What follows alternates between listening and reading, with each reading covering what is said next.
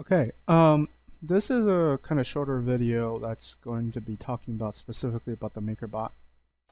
Um, and you'll see that actually in the Fab Labs description for the MakerBot, you'll see, the MakerBot printers are the cheapest, but, have the lowest build resolution, build volume.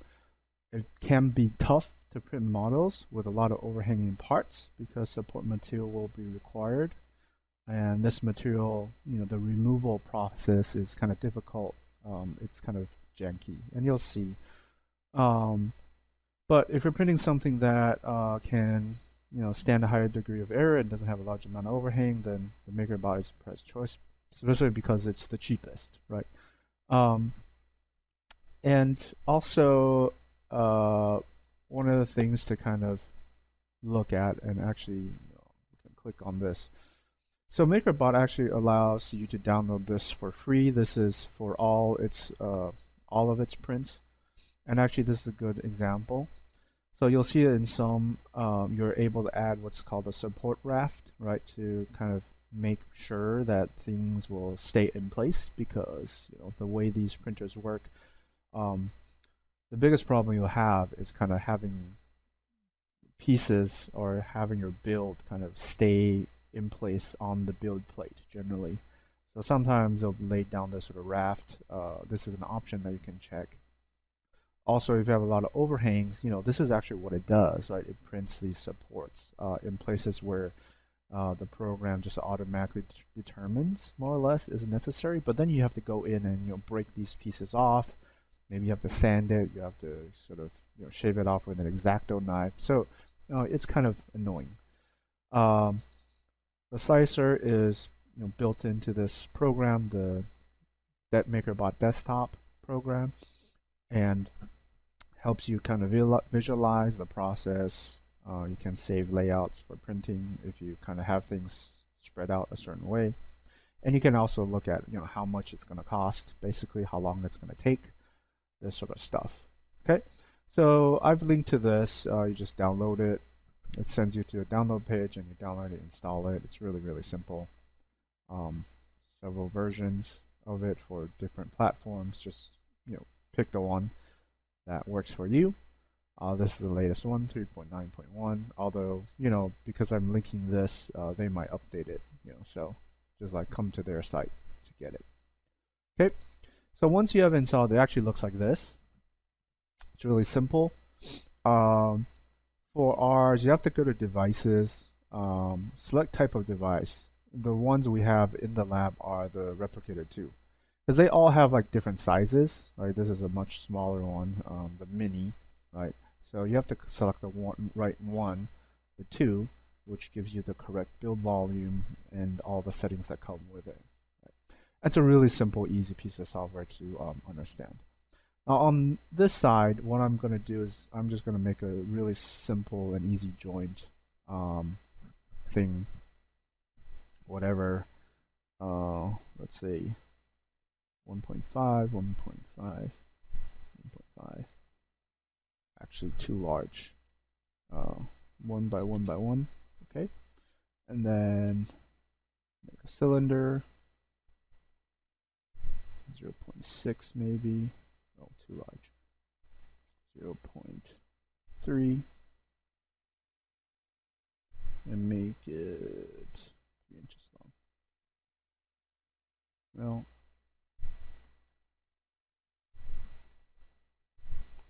2. Okay. So something like that. And you can sort of make whatever. It doesn't have to be exactly this. And I'm just sort of doing this. Now, I'm going to actually do 2 versions of this. Copy paste. Take this. So one of these, I'm going to just place onto the surface like this. Okay. So I'll do the same. I'll just move it, snap it to the corner, and you don't have to be precise with this. I'm just Control copy. The other one, I'm actually just going to overlap these guys, embed them in. So one of them is actually shorter than the other, but I know that these are overlapping, right? And I'm actually going to Boolean union these guys, so they're all one sort of whole surface now. Okay, all right, so 3 separate parts, one poly surface that's been Boolean unioned, and then let's mesh it with high detail. Because it's a small part, doesn't really matter. It's not going to make a huge difference. Move this, whoops. Move it back just so you see. Okay, so this is a one mesh. This is actually 1, 2, and 3 separate meshes, but they're touching, right? So they're coincident. Okay, then just select these, export, selected, test.stl, make sure it's an STL file, binary, okay. All right, now I'm going to go to Makerbot Desktop and add, so file, add the test.stl, and you'll see it comes in tiny, and this always happens with Rhino, but you have to come over here. This is the scale, and there are only these options, so it's not very difficult. So select the objects, scale, and click on this, inches to millimeters with uniform scaling. And this should actually be the right size. This is because this is generally sort of exported in the millimeter, and you just have to do a unit conversion. So this should be the right size. Oops, I accidentally. Okay. Now this is the scale. This is rotate. If you need to rotate stuff, this is move. Generally, you won't be doing this too much. So just click on the move. One thing that's really helpful are these. So when you're moving, you can kind of move it around or move it up and down, sort of thing. It kind of constrains those directions for you. If you want to move in the Z, then you can do that, but you would never want to do this. But if you click on platform, it automatically moves the lower bounds of your geometry to sit on the plate. And then you click on center, it also centers the build. But then, you know, as you can see, when you have 2 elements, like how you arrange them makes a difference. Generally, the further apart your parts are, the longer it takes, because the print head has to move for longer distances between as it does each layer. So like initially when you're kind of laying this out, you would probably want to make this, you know, something like that, or just like rotate it 90 degrees in the other direction, so it's sort of something like that. You don't want to get too close just to like so stuff doesn't get stuck together, but this will actually save you time in the final print. So that's that. It's centered, everything okay. You know, and these are just, you know, you can click and rotate, and you know, if you want to, but reset rotation, this sort of stuff. It's really, really simple and easy to understand. Okay, the views are just top, side, front. Right clicking just changes it. So zooming in and out with your scroll, almost exactly the same as Rhino. Okay, so settings. Settings generally don't need to change anything because like some of the stuff, the Fab Lab has their own settings that they found to work very well. But the only thing, like, you can change the quality basically, keep it standard for the most part, and this just actually affects the layer height or how thin each layer is. So you can see this change to 0.1 millimeters standard. The Raft, like I said, they said it kind of helps the build quality on the bottom, although you'll get some stuff that kind of wants to stick together. And we'll go through these really quickly to kind of show you what happens, but keep it at default for now. Say OK. And then you can go to export print file. And this is a file type, the X3G is a file type that the MakerBots can read. So same file name, test, whatever. I'll replace it. And this is the process where it's doing what's called slicing. It's sort of going through horizontally, figuring out the best paths, that sort of thing. And if you click on print preview, then it will give you a sort of preview of what it should look like. And you can make this a little bit bigger. Okay. Material use, how many grams? Print time, about 2 hours. Right, all these statistics come up. And then the layers actually shows you how the thing will be printed.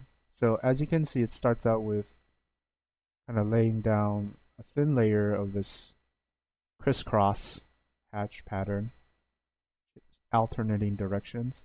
Then it starts laying the hexagon infill and opens up right as you go. Now this is actually an impossible print because this is all floating in the air, right? This sort of first layer or skizzing, this is actually going to fail right away because as soon as you get to here, all of this plastic is going to droop. Okay, so a lot of cantilever or overhang like this is actually very difficult generally to do unless it has an angle, right? A sort of, if you're printing an overhang with a 45-degree angle that goes gradually upwards, that actually might work. But something like this 90-degree cantilever, it's going to fail right away. So this kind of actually gives you a visualization of like what each layer does as it goes along to close out the surface. Okay? Okay. And you can show travel moves. That actually shows you explicitly how each layer and how the printer will move.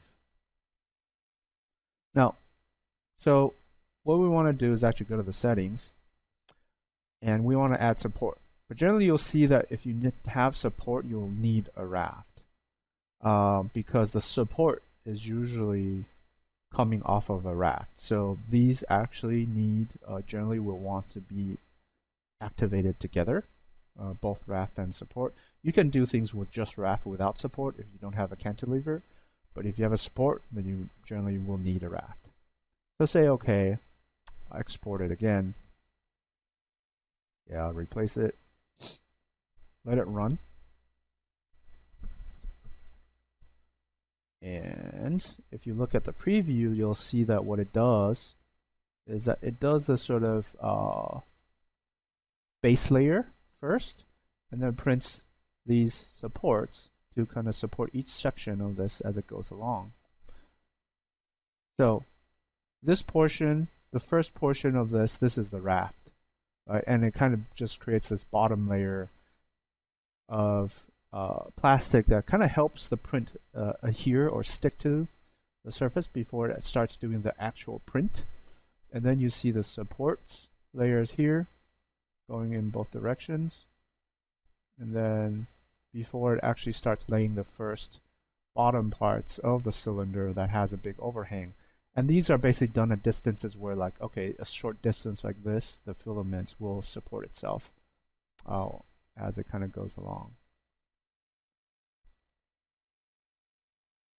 Okay, now as mentioned, then you'll have to spend time breaking this stuff off. It's kind of annoying, that sort of stuff. So this is the type of print that generally, I mean, it will still work. It just will take a little bit more cleaning up manually after the fact. So okay, that's the Makerbot, and you say that, then that print file actually you can just like send directly to the Makerbot for printing. But this actually just like shows you the process. Thingiverse is Makerbot's sort of repository of models and crap that people have uploaded online. It's actually kind of fun. You can go, and people have uploaded basically their files, right? And you can download them into your, let's say I want to make a cat, right? You can download their files. You can download their thing. If you can either browse to it on your browser. So Thingiverse And it's kind of like the same thing, except this one is sort of like embedded within the program, and you can click on people's stuff, whatever they've made, and I think you might have to log in, but then you're able to download their models and all that stuff. What I said, I think in this case, I can actually just say, let's say, Lucy Cat prepare, discard, and it actually just downloads it directly into my file or whatever sort of file I had open. And yeah, so if this is just sort of more direct. So these files, that when you download, generally they're tweaked so that they work with the MakerBots. And the nice thing about the MakerBots in particular is that they have, a wide variety of filament colors. So filament, both third party off of Amazon or through them, where theirs are generally more expensive. The type that we use is PLA, although the lab sometimes does have the flexible type. And these are some of the specs. But actually, if you replicator 2, right? So these are all the different colors. And obviously they print a crazy octopus, transparent ones, specialty. Some are actually like, okay, Martha Stewart branded, whatever that means. Photochromatic means it changes color under the sun. I think they have some neon ones, and there are actually like glow in the dark ones, semi-transparent ones. So there's a pretty wide array of stuff to play around with. And then, the lab also has this flexible kind that called Ninja Flex that basically is sort of rubbery. So you can actually make parts or things that have flexibility. It's a flexible filament. Okay. So yeah, that's it. I think in the write-up, I kind of mentioned that here that for the MakerBot in particular, you want a Boolean union all NURBS geometry, or if it's a mesh, then mesh Boolean union. Otherwise, the MakerWare will create seams where volumes intersect and fall apart, blah blah. I think they've actually fixed this in the latest build, so I don't think it's such an issue. Although I think essentially the thing to do is to just like check your file when you do the export preview, just to make sure it's not making seams where there shouldn't be, as long as that's working. But if you're running into a situation like that, then the solution is to Boolean union everything, so it's one big sort of volume. Okay, yeah, so that's it. 3D printing, and there are a lot of things to kind of keep in mind as far as sort of like eventually how to arrange things, where to arrange them, to avoid cantilevers, all that sort of stuff. But as you kind of work through or you get more experience with the method, then you'll learn a lot of that. All right.